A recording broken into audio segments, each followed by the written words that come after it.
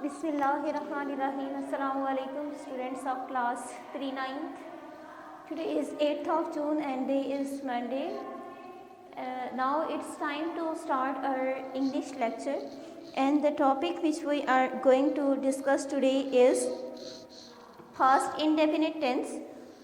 और टेंसेस को की तरफ मूव करने से पहले मैं आपको ये बताती चलूँ कि जब भी हमारे पास कोई जुमला आता है ट्रांसलेशन के लिए इंग्लिश टू उर्दू या उर्दू टू इंग्लिश कन्वर्ट करने के लिए, या हमारे पास उसका वॉइस चेंज करने के लिए आ जाता है, एक्टिव वॉइस या पैसिव वॉइस में हमने इस जुमले को कन्वर्ट करना होता है, तो हमारे पास जो सबसे पहले जो हमारा टास्क होता है, हमने पहचानना होता है कि हमारा जुमला है किस टेंस का। तो पहचानने के लिए अब जिस तरह उर्दू में कोई जुमला दिया हुआ है और आपने उसको इंग्लिश में कन्वर्ट करना है, तो आप उस जुमले के आखिर में जो लफ्ज़ दिए गए हैं और जिस टेंस का जिस तरह का जिस ज़माने का जिक्र उस टेंस में हो रहा है, आपने उसको आइडेंटिफाई करने के बाद अपने जुमले की ट्रांसलेशन की तरफ मूव करना है। और फॉर एग्जांपल हमारे पास पास्ट इंडेफिनिट टेंस है, तो पास्ट इंडेफिनिट टेंस में आपके पास वो जुमले आएंगे जिसमें आपको पता चलेगा कि ये जो काम है ये रेगुलर रूटीन में पास्ट में हो चुका है। जिस तरह आप कहेंगे कि बात जो इसमें कही जाएगी वो नॉर्मल रूटीन की होगी। इस तरह मैंने खाना खाया, मैंने मेरी बहन की मदद की, मेरी अम्मी ने मुझसे टेस्ट लिया। ये वो जुमले हैं जिससे आपको पता चल रहा है कि आपका जो काम है जो जुमले में बताया जा रहा है वो पास्ट में हो गया है। जब हम इंग्लिश में इसको कन्वर्ट करते हैं तो हमारे पास इंग्लिश का कोई भी सेंटेंस लें तो उसका जो बेसिक स्ट्रक्चर होता है, हर सेंटेंस का जो बेसिक स्ट्रक्चर है इंग्लिश के हर टेंस का, तो वो क्या होता है, वो आपके ऊपर किस चीज़ से बेस कर रहा होता है, सब्जेक्ट, वर्ब, ऑब्जेक्ट। यानी ये तीन चीज़ें जो है वो मिलकर आपके पास इंग्लिश का एक कोई भी सेंटेंस बना रही हैं। अब आपने जब लेना है वर्ब को, तो आपका हम इसको पहले एक्सक्लूड कर देते हैं, हम पहले सिर्फ बात करते हैं सब्जेक्ट और ऑब्जेक्ट की। तो आपके पास इंग्लिश का कोई भी सेंटेंस होगा तो आपका जो सब्जेक्ट और ऑब्जेक्ट है वो हर टेंस में वही रहेगा, वो चेंज नहीं होगा। यानी जो सब्जेक्ट है आपके पास, फॉर एग्जांपल आप प्रेजेंट का कोई जुमला लेते हैं, मैं एक लड़की हूँ, मैं काम कर रही हूँ, मैं स्कूल जाती हूँ, ये प्रेजेंट के जुमले हैं। तो मैं इसको जो सब्जेक्ट है आई, अगर मैं अपने बारे में पास्ट में ये कहती हूँ कि मैं स्कूल जाती थी या मैं स्कूल गई, मैं इम्तिहान पास कर चुकी हूँ, तो उसमें भी सब्जेक्ट रहेगा आई। फिर आपका जो ऑब्जेक्ट है वो भी हर टेंस में, यानी उसकी ऑब्जेक्ट की जो कंडीशन है वो टेंस के अकॉर्डिंग वो चेंज नहीं होगी। फॉर एग्जांपल आप बोलेंगे मैं स्कूल जाती हूँ, मैं स्कूल जाती थी, मैं स्कूल जाता था, मैं स्कूल जाऊँगा, मैं स्कूल जाऊँगी। अब इसमें जो ऑब्जेक्ट है स्कूल, आप देखेंगे आप इसको जिस तरह से भी जिस भी टेंस के अकॉर्डिंग चेंज करें, आई go to school, I am going to school, I went to school, I will be going to school, I shell go to school. आपका कोई भी जुमला, किसी भी टेंस का आप कोई भी एस्पेक्ट ले लें, आपका सब्जेक्ट और object in simple words they never changes. जो आपके पास चेंज हो रहा होता है हर टेंस में वो है वर्ब। ये अपने वर्ब की रिक्वायरमेंट है, ये हर टेंस के अकॉर्डिंग चेंज होती है। एक वर्ब और इसके साथ में हम वर्ब के हेल्प करने के लिए हम एक और वर्ड यूज़ करते हैं, हेल्पिंग वर्ब। अब जो वर्ब और हेल्पिंग वर्ब है यही हमें आइडेंटिफाई कर रहा होता है इंग्लिश में जुमले को कि ये किस टेंस का जुमला है। तो हम प्रॉपर अपने पास्ट इंडेफिनिट की तरफ मूव करेंगे। तो हम सबसे पहले, अब मैंने आपको बताया जिस तरह हम फॉर्म ऑफ वर्ब और हेल्पिंग वर्ब जो है हमें आइडेंटिफाई करने में मदद देता है जुमले को कि ये किस टेंस का जुमला है। तो अगर हम फॉर्म ऑफ वर्ब की तरफ मूव करें सबसे पहले, तो फॉर्म ऑफ वर्ब बेटा जी इसमें हमारे पास यूज़ होती है second form of verb use हो रही है, but only in positive sentences. हम पॉजिटिव सेंटेंसेस में सेकेंड फॉर्म ऑफ वर्ब का यूज़ करते हैं। अगर आपके पास نیگیٹو سینٹینس آ رہا ہے یا انٹروگیٹو سینٹینس آ رہا ہے تو اس میں آپ نے فرسٹ فارم آف ورب یوز کرنی ہے. ٹھیک ہے, فرسٹ فارم آف ورب یوز ہوگی صرف نیگیٹو اور انٹروگیٹو میں, اور سیکنڈ فارم آف ورب ہم یوز کریں گے ان پازیٹیو سینٹینسز. اس کے بعد جب ہم ہیلپنگ ورب لیتے ہیں تو ہیلپنگ ورب جو ہے, ہیلپنگ ورب ہمارے پاس آتا ہے ڈیڈ. یہ آتا ہے only in negative and interrogative sentences. اب جو ہمارے پاس پریزنٹ انڈیفینٹ کا جو پازیٹیو سینٹینس ہے وہ پاسٹ انڈیفینٹ کے پازیٹیو سینٹینس کی طرح اس میں بھی ہمارے پاس کوئی ہیلپنگ ورب استعمال نہیں ہو رہا ہوتا, جسٹ ان پازیٹیو سینٹینسز. جب ہم بات کرتے ہیں, ہم نے کہا کہ ایک ہمارے پاس پازیٹیو سینٹینس ہوتا ہے, ایک طرف نیگیٹو ہوتا ہے, ایک طرف انٹروگیٹو ہوتا ہے, تو ہم اسی طرح سے انہی کے اسٹرکچر وائز ہم ایک ایک کے اسٹرکچر کو ڈسکس کریں گے. سب سے پہلے ہم لیتے ہیں structure of positive sentence. Structure of positive sentence. تو پازیٹیو سینٹینس کا ہمارے پاس کیا اسٹرکچر بنے گا, subject plus verb plus object. اب یہ تو ہے ہر انگلش کے سینٹینس کا اسٹرکچر. پاسٹ انڈیفینٹ کے سینٹینس میں کون سا ہیلپنگ ورب آئے گا, سیکنڈ فارم آف ورب. ٹھیک ہے, یہی ہمارے پاس آئیڈینٹیفائی کرنے میں مدد دے رہا ہے کہ یہ ہمارا جملہ کس ٹینس کا ہے. ایگزامپل کی طرف ہم آئیں گے, جب موو کریں گے تو ہم ایگزامپل کے لیے سینٹینس لیتے ہیں اردو میں.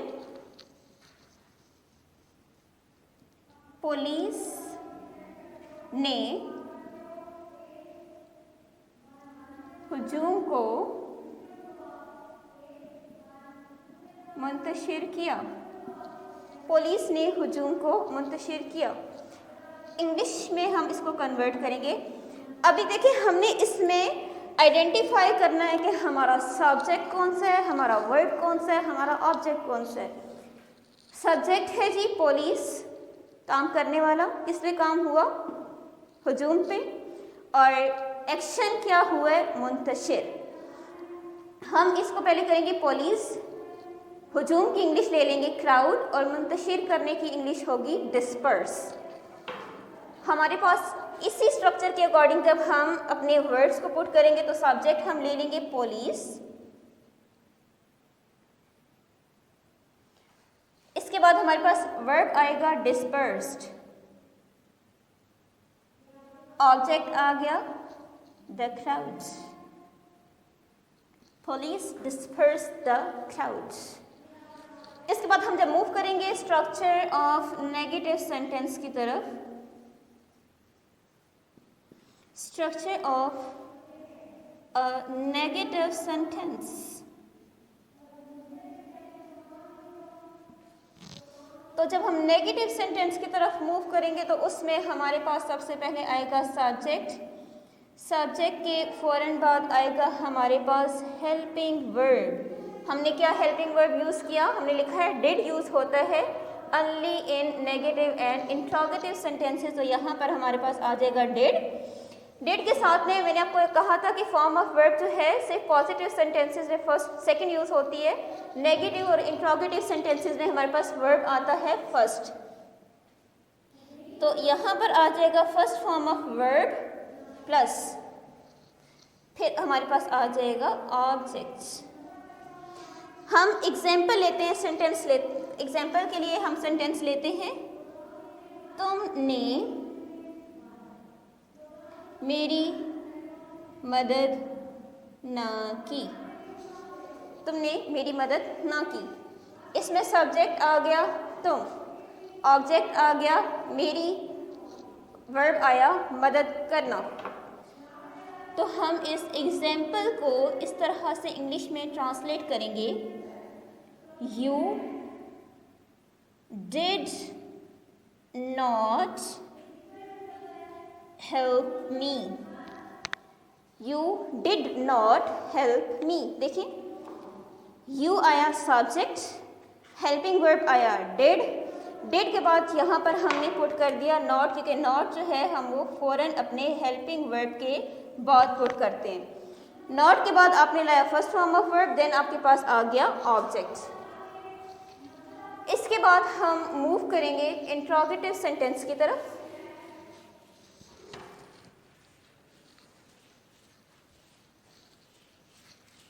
तो इंट्रोगेटिव सेंटेंस की पहचान कैसे होती है, मैंने आपको प्रेजेंट के सेंटेंसेस करवाते वक्त भी मैंने आपको यही चीज़ इंडिकेट की थी कि हमने जुमले को आइडेंटिफाई करने के लिए इंट्रोगेटिव सेंटेंस के हम दो चीज़ों से हम उसको पहचानते हैं। पहले हम इसका स्ट्रक्चर देखेंगे। तो स्ट्रक्चर के लिए आप देखेंगे कोई भी इंट्रोगेटिव सेंटेंस हो तो उसमें सबसे पहले हम लाते हैं हेल्पिंग वर्ब। ये हेल्पिंग वर्ब का जुमले के स्टार्ट में आना आपके जुमले को, इंट्रोगेटिव जुमले को आइडेंटिफाई करने में मदद देता है। उसके बाद आपके पास आएगा सब्जेक्ट, उसके बाद आपके पास आ जाएगा first form of verb, then आपके पास आएगा ऑब्जेक्ट और उसके बाद आ जाएगा आपके पास क्वेश्चन मार्क। अब ये जो क्वेश्चन मार्क का यूज़ है ये भी हमें जुमले को, इंट्रोगेटिव सेंटेंस को आइडेंटिफाई करने में हेल्प आउट करता है। अब एग्जाम्पल हम लेते हैं, एग्जाम्पल सेंटेंस लेते हैं हम। क्या लोगों ने चोर को पकड़ा? तो हमारे पास क्या सेंटेंस आ जाएगा? Did the people catch the thief?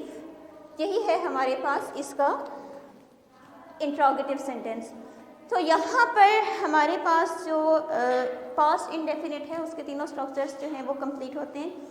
आपका जो होम टास्क है, आपने इस लेक्चर को जिस तरह से स्टेप बाय स्टेप आपको यहाँ पर करवाया गया है लेक्चर में, आपने अपनी नीट कॉपीज़ पर नोट डाउन करना है और इसके साथ में हर टाइप ऑफ सेंटेंस के आपने पाँच एग्जाम्पल्स जो हैं वो अपनी रफ कॉपी पर नोट डाउन करने के बाद, उसको प्रैक्टिस करने के बाद आपने अपने ग्रुप में उसको पिक्चर्स बना के चेकिंग के लिए मुझे सेंड करनी है। यहाँ पर हम अपना आज का लेक्चर जो है उसको कंप्लीट करते हैं। कल इंशाल्लाह अपने नेक्स्ट टॉपिक के साथ दोबारा अपनी क्लास को कंटिन्यू करेंगे। Thank you. अस्सलाम वालेकुम। क्लास प्री-9 मजमून है आपका उर्दू। तारीख है 8 जून 2020, पीर का दिन है। आज हम सबक नंबर 2 मिर्ज़ा गालिब के अदाद व फ़साइल पढ़ेंगे, मगर इससे पहले इसका मुसन्निफ़ जो है मौलाना अल्ताफ़ हुसैन हाली का तारुफ़ पढ़ेंगे। तारुफ़ में आप लोग मुसन्निफ़ की तालीम, मुलाज़मत, वजीफ़ा मतलब तनख्वाह, उसकी पे कितनी है, तनख्वाह कितनी है, ठीक है। असलूब बयान यानी कि उसका बयान करने का अंदाज़ कैसा था, ठीक है। और तसनीफ़ और जो किताबें उन्होंने लिखी हैं वो कौन कौन सी हैं वो बताएंगे। तो चलें पहले हम लोग तारुफ़ पढ़ लेते हैं। अल्ताफ़ हुसैन हाली पानीपत में पैदा हुए। इनके अजदाद का मतलब है बुजुर्ग जो हैं, ग़ियासुद्दीन बलबन के ज़माने में हिंदुस्तान आए। 9 बरस के, यानी कि 9 बरस कहते हैं 9 साल के थे तो इनके वालिद साहब का इंतकाल हो गया। भाइयों ने परवरिश की। तालीम को मुकम्मल करने के लिए उन्होंने मुख्तलिफ उस्तादों की सोबत, मतलब कंपनी जिसे कहते हैं आप लोग, के साथ जो है उन्होंने रह के मुकम्मल की। गालिब और शफ्ता की सोबत से बतौर फैज़याब हुए। सर सैयद से भी ताल्लुक़ खातर कायम हुआ, यानी कि उन्होंने मौलाना अल्ताफ़ हुसैन हाली ने जो है वो शफ्ता और गालिब के साथ उनका ताल्लुक़ था, मगर उसके बावजूद उन्होंने जो उनका ताल्लुक़ था वो सर सैयद अहमद खान से भी ताल्लुक़ अपना कायम किया। شفقہ اور غالب کے انتقال کے بعد یعنی کہ ان کے وفات کے بعد آپ لاہور آئے، یہاں پر پنجاب بک ڈپو میں ملازمت کی۔ کہاں پہ ملازمت کی انہوں نے؟ پنجاب بک ڈپو میں ملازمت کی، اور یہی وہ انگریزی ادبیات سے متعارف ہوئے اور یہاں پر جدید طرز کی انہوں نے نظمیں لکھیں اور اردو شاعری کی اصلاح کا بیڑا اٹھایا۔ ٹھیک ہے، 1887 میں سرکار حیدرآباد سے 100 روپیہ ماہوار وظیفہ مقرر ہوا۔ انہیں کتنی تنخواہ ملتی تھی؟ 100 روپیہ ماہوار، یعنی کہ مہینے کی انہیں 100 روپیہ تنخواہ ملتی تھی۔ تو ملازم کو ترک کر کے چھوڑ کے باقی عمر تصنیف و تالیف میں بسر کر دی۔ تصنیف کا مطلب ہوتا ہے لکھنا، تالیف کا مطلب ہوتا ہے جو ہم کتاب کو شائع کرتے ہیں، جو اس میں بریک بینی نکال دیکھ کر اس کے بعد کتاب کی شکل اختیار کرتی ہے۔ ایک ہماری جو تصنیف ہم نے لکھی ہوتی ہے اس کو پراپر ایک بک کی شکل دیتے ہیں، اسے کہتے ہیں تالیف۔ ٹھیک ہے، تصنیف اور تالیف میں بسر کر دی۔ اگلا ہمارے پاس ہے اسلوب بیان، ان کا بیان کرنے کا انداز کیسا تھا۔ ٹھیک ہے، حال ہی کے اسلوب بیان میں سب سے اچھی خوبی تھی وہ مدح نگاری۔ مدح نگاری کا مطلب ہے جو بھی ٹاپک لکھا ہے اس میں ان کا جو ٹاپک تھا اس میں کسی کی جو ہے وہ تعریف لکھی ہوتی تھی۔ ٹھیک ہے، کسی کی خوبیاں بیان کی جاتی تھی، کسی کو پرسنالٹی ہو جاتی، کوئی بھی شخصیت ہے یا کوئی بھی نظم ہے انہوں نے لکھی ہے تو اس میں اس چیز کی خوبصورتی کو بیان کیا ہے۔ ٹھیک ہے، قصیدے بیان کیے ہیں اس چیز کے۔ حال ہی کی غرض اپنے مضمون کو ادا کرنے اور مطالب کو واضح وضاحت سے پیش کرنے کے سوا کچھ نہیں تھی۔ حال ہی کی غرض صرف جو تحریر لکھی تھی ان کا مقصد یہ ہوتا تھا، غرض کا مطلب ہے مقصد ان کا کیا تھا، ان کا مقصد یہ ہوتا تھا کہ میری جو تحریر ہے جو میں نے لکھا ہے وہ پڑھنے والا جو ہے وہ آسانی سے سمجھ سکے، اسے سمجھ آ سکے، اسے وضاحت سے پیش کرتے تھے تاکہ اسے کسی چیز کی کسی کی مدد کی ضرورت نہ ہو، وہ ان کی تحریر خود سے پڑھ سکے۔ ان کی نثری تحریروں میں اعتدال و توازن کا خیال رکھا جاتا تھا، یعنی کہ جو ان کی عبارت لکھی جاتی تھی، جو ان کا مضمون ہوتا تھا اس میں اعتدال و توازن، یہ نہیں ہوتا تھا کہ اتار چڑھاؤ ہے، بیلنس نہیں ہے، سمجھ نہیں آتی ہے، اگلا لفظ پچھلے لفظ سے مل نہیں رہا ہے، نہیں ایسا نہیں ہوتا تھا۔ تسلسل ہوتا تھا، روانگی ہوتی تھی، سہل ہوتا تھا، آسان ہوتا تھا، جو پڑھنے والا ہوتا ہے اس کو پراپر بات سمجھ آتی تھی۔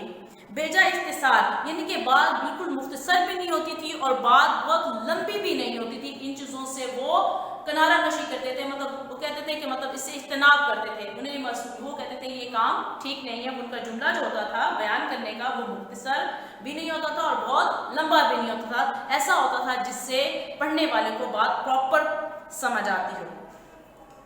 عبارت کو دلکش یعنی کہ بہت اچھی اور خوبصورت ہوتی تھی، سادہ اور دلیل بنانے میں، مدلل مطلب دلیل سے، مثالوں سے واضح۔ حال ہی اپنی مثال آپ ہیں، یعنی کہ ان کی جو عبارت ہوتی تھی وہ مختصر، بہت لمبی نہیں ہوتی تھی، دلکش مطلب اچھے لفظوں کا استعمال کیا ہوتا تھا اور اچھے لفظوں کے ساتھ ساتھ سادے اور سہل ہوتے تھے اور دلیل اور مثالوں سے دیکھ کر اپنی عبارت کو بیان کیا جاتا کرتے تھے تاکہ جس کو پڑھنی ہے سمجھنی ہے وہ آسانی سے سمجھ سکتے تھے۔ حال ہی اپنی مثال آپ ہے، وہ ہر بات سنجیدگی یعنی کہ مطلب سمجھ سے، عقل سے، شعور سے اور ترازو میں تول کے بات کرتے تھے۔ عقلیت کا مطلب عقل، سمجھ، شعور سے، ٹھیک ہے، اور تخیل اور جذبات سے دور رہتے تھے، یعنی کہ وہ بے جا احساسات اور یہ جو ہے خیالات کی جو دنیا ہے، جذبات اور خیالات جو یہ احساسات ہوتے ہیں ان سے اپنے خیالات اور حقائق کو قاری تک پہنچانے کی کوشش کرتے تھے، یعنی کہ وہ خیالی دنیا پہ ایک جو ٹاپک لکھتے وہ ایسا نہیں کرتے تھے بلکہ وہ اپنے خیالات کے ذریعے جو ہیں اور اپنے نظریات کے ذریعے پڑھنے والے تک بات کو جو ہے وہ پہنچاتے تھے۔ یہی وجہ ہے کہ رشید احمد صدیقی نے حال ہی کے نثر اسلوب کو، جو نثری اسلوب ہے یعنی کہ ان کے جو مضمون جو ٹاپکس پہ لکھتے ہیں ان کو اردو کا معیاری اسلوب قرار دیا ہے۔ یہ تھا ہمارا اسلوب بیان۔ اس کے بعد ہے اب ہماری تصانیف، یعنی کہ جن ٹاپکس پہ انہوں نے لکھا ہے وہ کون کون سی بکس ہیں، جن ٹاپکس پر انہوں نے قلم بند کر کے وہ ایک بکس کی شکل اختیار کی ہے، وہ کون سی ہیں؟ ٹھیک ہے، وہ سوانح نگار یعنی کہ وہ واقعات کا مطلب، سوانح کا مطلب ہے کسی بھی زندگی کے، کسی بھی جیسے شخصیت کی زندگی پر وضاحت سے بیان کر دینے کو سوانح کرنے کا کہتے ہیں. سوانح یعنی کہ مضمون، اس کا مطلب ہے واقعات. ٹھیک ہے، سوانح کا مطلب ہوتا ہے واقعات، یعنی کہ کسی بھی ٹاپک پر وضاحت سے بیان کرنے کو سوانح کہتے ہیں. ٹھیک ہے، یہ تو اس کا مطلب تھا. وہ سوانح نگارتے، ٹھیک ہے، مضمون نگارتے، کسی ٹاپک پہ لکھ سکتے تھے، وسیع انداز میں لکھ سکتے تھے. ٹھیک ہے، وہ نقاد یعنی کہ بات کو تنقید کرنے والے تھے، مطلب کسی ٹاپک پہ تنقید بھی کر سکتے تھے. ٹھیک ہے، اس کو پرکھنے والے تھے، نقاد پرکھنے والے تھے. سر سید کے قریبی اور بااعتماد ساتھیوں میں، ان کے مشہور کتابوں میں، سر سید کے قریبی اور بااعتماد ساتھیوں میں سے تھے، یعنی کہ جو مولانا الطاف حسین حالی ہیں وہ سر سید احمد کے بہت قریب تھے. ٹھیک ہے، ان کی مشہور کتابوں میں حیات جاوید، یادگار غالب، حیات سعدی اور مقدمہ شعر و شاعری اور مد و جزر شامل ہیں. اور آخر ذکر جو ہے مسدس حالی کے نام سے بے حد مقبول ہوئی جو ان کی کتاب تھی. یہ تو میں نے اس سبق کے مصنف کا تعارف پڑھا ہے. آپ اس سبق کا خلاصہ دیکھیں گا.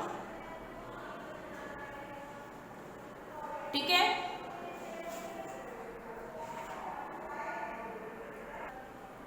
چلیں اب تعارف تو ہم نے پڑھا مولانا الطاف حسین حالی کا.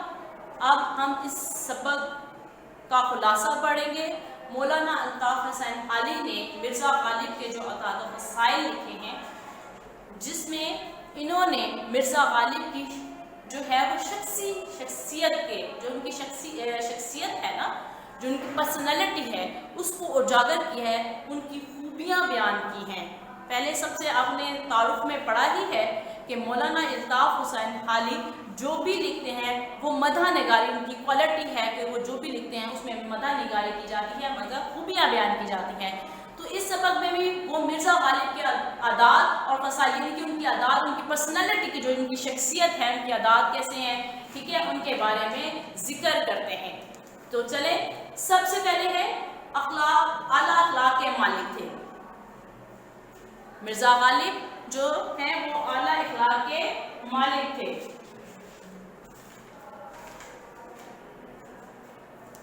مرزا غالب کے اخلاق نہایت وسیع تھے. وہ ہر شخص سے جو ان سے ملنا چاہتا تھا بہت خوش دلی سے ان سے ملتے تھے. جو شخص ایک دفعہ ان سے ملتا تھا اسے ہمیشہ ملنے کا اشتیاق یعنی کہ شوق رہتا تھا.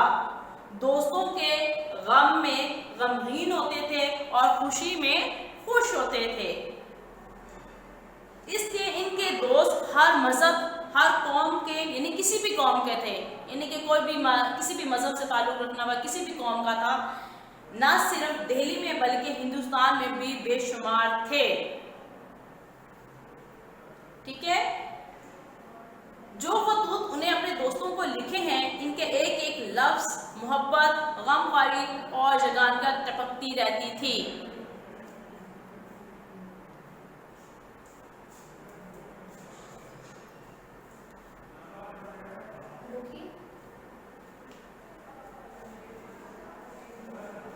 غالب اپنے دوستوں کو دیکھ کر اور ان سے مل کر خوش ہوتے تھے.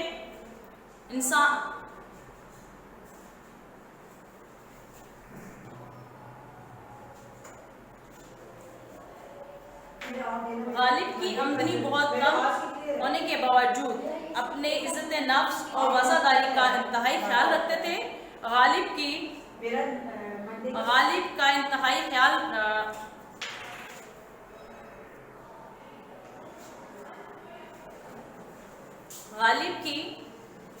غالب کی آمدنی جو ہے وہ بہت کم تھی. اس کے باوجود وہ غریب اور غربا کی مدد کرتے تھے. غالب کی ابتدائی زندگی رئیسانہ تھی. ٹھیک ہے، والد فوج میں تھے. انہیں ان کا گزارے کے لیے ایک بڑی جاگیر ملی ہوئی تھی.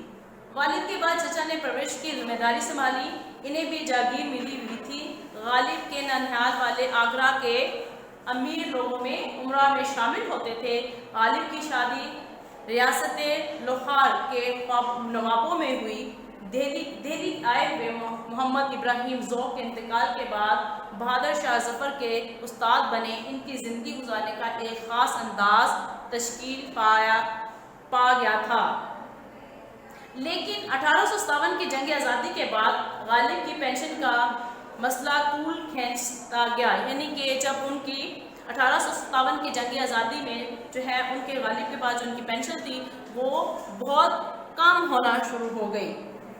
جب پینشن کم ملنا شروع ہوئی تو اس دوران انہوں نے بیوی کے زیور بکے، قرض اٹھانا پڑا، لیکن غالب نے اپنی معمولی زندگی کو متاثر ہونے نہیں دیا. یعنی کہ ان کی پینشن کم ہو گئی، ٹھیک ہے، مسئلے مسائل بڑھنے لگے. اس کے باوجود ان کی کم آمدنی ہونے کے باوجود وہ اپنے سے غریب لوگوں کی بھی مدد کیا کرتے تھے، اپنے دوستوں کی ہر حال میں مدد کیا کرتے تھے. لیکن غالب نے اپنے معمولاتی زندگی کو متاثر نہیں ہونے دیا. شہر کے امیر لوگوں کے ساتھ ان کا بیٹھنا اٹھنا تھا، ٹھیک ہے، برابری کی سطح پر ملتے جلتے تھے. جو امیر لوگوں کے ساتھ ان کا جو شہر کے یا تھے ان کے امیر جو طبقے کے لوگ تھے ان کے ساتھ جب وہ بیٹھتے اٹھتے تو ان کی حیثیت کے مطابق اوڑھنا پہننا کرتے تھے اور ان کی خاطر مدارت بھی اسی طرح کرتے تھے جس طرح وہ ان کی کرتے تھے. اگر گھر سے باہر کہیں جانا ہوتا تو ہمیشہ ہوادار پالکی پر جاتے.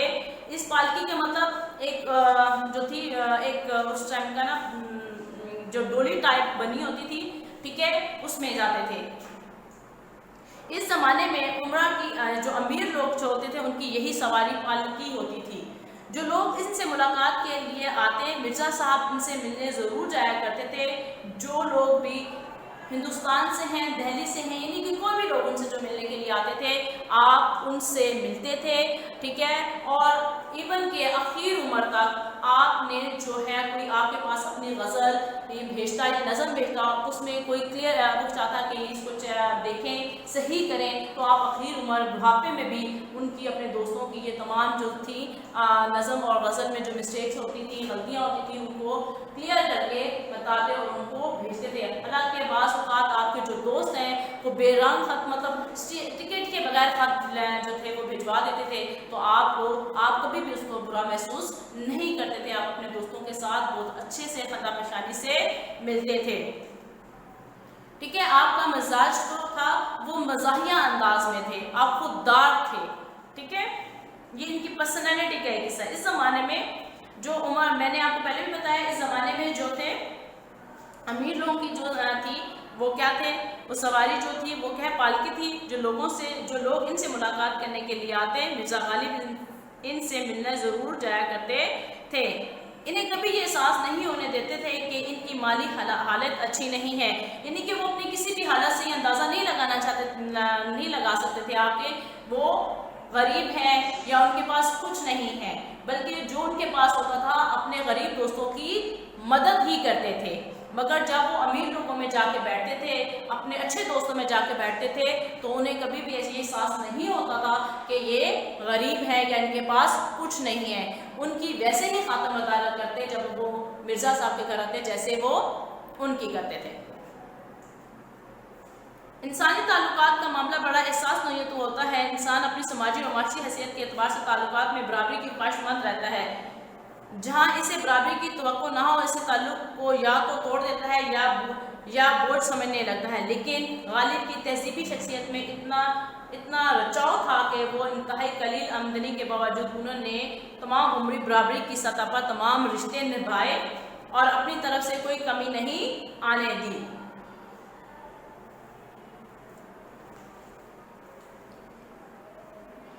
مرزا غالب کا مزاج میں ظرافت کا عنصر غالب تھا. خودداری اور حفظ و واضح کا دامن کبھی نہیں چھوڑا. معززین سے برابر کی ملاقات رکھتے تھے اور پھلوں میں آم آپ کو بہت زیادہ پسند تھا. آج ہم نے سبق نمبر 2 مرزا غالب کے اراد خصائل کا خلاصہ اور اس کے مصنف کا تعارف پڑھا ہے. آج ہم یہیں تک پڑھیں گے انشاءاللہ. پھر ان کے مشقی سوالات کے ساتھ نیکسٹ ویڈیو میں آئیں گے.